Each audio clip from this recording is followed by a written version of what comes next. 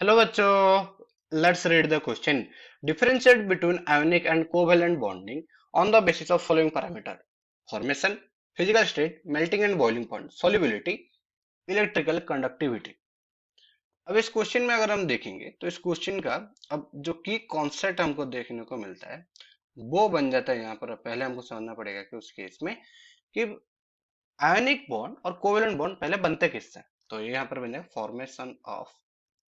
अगर हम देखेंगे तो हम ये क्या कर रहे हैं उस केस में कि प्रॉपर्टीज हम यहाँ पर यूज कर रहे हैं। तो formation of ionic and covalent bond, ionic and covalent bond उस केस हमको पहले हमको समझना पड़ेंगे। तो आयोनिक बॉन्ड जैसे हमको पता है कि उस केस में ये आयोनिक बॉन्ड उस केस में बनते हैं किससे, जब complete transfer of electron from one atom to another atom happens, then we get ionic bond. तो यहाँ पर क्या हो रहा है, अगर हम देखेंगे तो आयोनिक बॉन्ड में क्या होता है उस केस में, complete transfer of electrons, complete transfer of electrons, transfer of electrons उस केस में यहां पर होता है। अब कंप्लीट ट्रांसफर ऑफ इलेक्ट्रॉन्स की वजह से क्या होता है कि अब उस केस में हमको मिलते हैं, उस केस में हमको आयन उस केस में मिलते हैं। हमको क्या देखने को मिलता है उस केस में, आयन्स उस केस में देखने को मिलते हैं। और वो जो आयन्स होते हैं उस केस में, तो यहाँ पर आयन्स हमको देखने को मिलेगा दो तरीके। तो यहाँ पर पहले हमको देखने को मिलेगा कैटायंस। क्या देखने को मिलेगा हमको उस केस में, कैटायंस, और एनायंस हमको उस केस में यहाँ पर देखने को मिलेंगे। ये कैटायंस और एनायंस के बीच में अगर हम देखेंगे तो बहुत strong electrostatic force of attraction है strong electrostatic force of attraction, electrostatic force of attraction. अब ये होता है उस केस में कहां पर, आयोनिक बॉन्ड में। पर जब हम बात करते हैं कोवेलेंट बॉन्ड की, तो कोवेलेंट बॉन्ड में अभी क्या होता है कि वहां पर कोवेलेंट बॉन्ड में अब कंप्लीट ट्रांसफर ऑफ इलेक्ट्रॉन वहां पर हमको देखने को नहीं मिलते। तो वहां पर होता है शेयरिंग ऑफ इलेक्ट्रॉन्स। क्या होता है उस केस में, sharing of electrons, again from both sides, from both atoms. अब यहाँ पर क्या होगा उस केस में, दोनों को दोनों एटम्स उस केस में क्या करेंगे, इलेक्ट्रॉन शेयर करेंगे ताकि वो स्टेबल उस केस में होकर रह सके। अब यहाँ पर बिकॉज शेयर कर रहे हैं तो हमको आयंस उस केस में देखने को नहीं मिलेंगे। अब आते हैं अपने उस केस में पैरामीटर्स पे। जैसे अगर हम गिवन है तो यहाँ पर हमको गिवन है 5 पैरामीटर। पहला गिवन है हमको फॉर्मेशन। क्या गिवन है हमको उस केस में, फॉर्मेशन है। सेकंड हमको गिवन था उस केस में अगर हम देखेंगे, दैट इज फिजिकल स्टेट।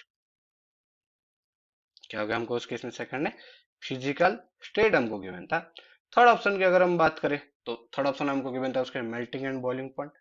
तो मेल्टिंग एंड उस केस में हमारा था उस केस में यहाँ पर बॉइलिंग पॉइंट। अगर हम बात करें फोर्थ ऑप्शन की, तो फोर्थ ऑप्शन हमको यहाँ पर गिवन था उस केस में सोल्यूबिलिटी, सोल्यूबिलिटी। और जो आखिरी गिवन था that one is electrical conductivity, electrical conductivity. अब अब आते हैं यहाँ पर हम पहले फॉर्मेशन। तो हमने देखा कि यहाँ पर फॉर्मेशन कब, उस केस में अगर हम देखेंगे तो यहाँ पर आ जाता है हमारा आयोनिक बॉन्ड।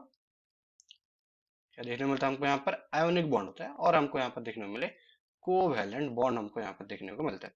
तो आयोनिक बॉन्ड जैसे हमने देखा कब बनते हैं उस केस में, कंप्लीट ट्रांसफर ऑफ इलेक्ट्रॉन। तो यहाँ पर क्या देखने को मिलेगा हमको उस केस में, यहाँ पर अगर हम देखेंगे तो हमको देखने को मिला transfer of electron, transfer of electrons. अब अगर हम देखेंगे यहाँ पर कोवेलेंट में तो यहाँ होता है शेयरिंग ऑफ इलेक्ट्रॉन्स। क्या होता है इस केस में, यहाँ पर हमारा शेयरिंग ऑफ इलेक्ट्रॉन्स हमको उस केस में यहाँ पर देखने को मिलता है। फिजिकल स्टेट, जैसे हमने देखा कि आयोनिक बॉन्ड में कैटायन और एनायन उस केस में देखने को मिलते हैं। और हमने देखा उनके बीच में फोर्स ऑफ अट्रैक्शन बहुत ज्यादा स्ट्रॉन्ग है। तो वो फोर्स ऑफ अट्रैक्शन की वजह से, तो उस केस में क्या होगा, अगर उसकी तो उसकी वजह से एक स्टेबल पोजीशन पे वो रह जाएंगे। और इसकी वजह से जितने भी आयनिक बॉन्ड उसके वो जनरली हमको देखने को मिलते हैं सॉलिड। क्या होता है उस केस में यहाँ पर, सॉलिड। कोवेलेंट बॉन्ड में वहां पर जो फोर्स ऑफ अट्रैक्शन वो इतना ज्यादा स्ट्रॉन्ग नहीं है कंपेयर टू आयनिक बॉन्ड, क्योंकि उस केस में पॉजिटिव नेगेटिव चार्ज नहीं है। इसकी वजह से वहां पर देखने को वीक हमको देखने को मिलता है। और इसी वजह से हम क्या हो सकते हैं, वो मूवमेंट ऑफ एटम उस केस में ज्यादा है या फिर मूवमेंट ऑफ मॉलिक्यूल्स ज्यादा है। तो इसी वजह से यहाँ पर क्या है, जनरली वो होते हैं लिक्विड, या फिर हमको उस केस में देखने को मिलता है उस केस में गैस स्टेट में वो देखने को मिलता है। जैसे हमने बताया उस केस में फिक्स्ड पोजीशन पे फोर्स ऑफ अट्रैक्शन ज्यादा है आयनिक बॉन्ड में, तो वो बॉन्ड को ब्रेक करने के लिए हमको ज्यादा एनर्जी देना पड़ेगा। तो मेल्टिंग पॉइंट और बॉइलिंग पॉइंट दोनों उस केस में रहेंगे हाई रहेंगे कंपेयर उस केस में।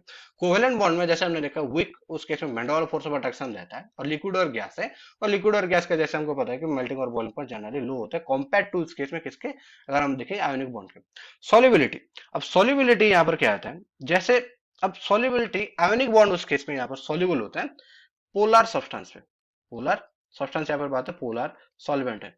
क्यों पोलर सॉल्वेंट पे वो सॉल्युबल होगी, क्योंकि यहाँ पर जो पोलर सॉल्वेंट होता है वो क्या कर सकता है कि जो force of attraction between cotton और एनायन था उसको वो ओवरकम कर सकता है, और वो उसके आयोनाइज कर देगा।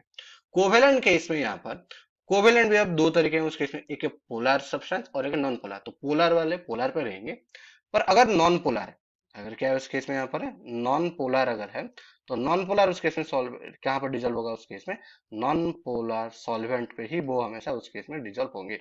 नॉन पोलर सॉल्वेंट मतलब उस केस में जैसे अगर हम बात करें तो वो होता है जैसे किरोसिन, तो किरोसिन उस केस में कहाँ पर वो इनसॉल्युबल, जैसे अगर हम बात करें किरोसिन, वो बेंजीन, वो सारी चीजें इन पोलर कोवेलेंट बॉन्डिंग के बहुत प्रोडक्ट होते हैं। तो नॉन पोलर जितने भी कंपाउंड है वो बनेंगे non polar solvent, polar solvent हो गया पोलर।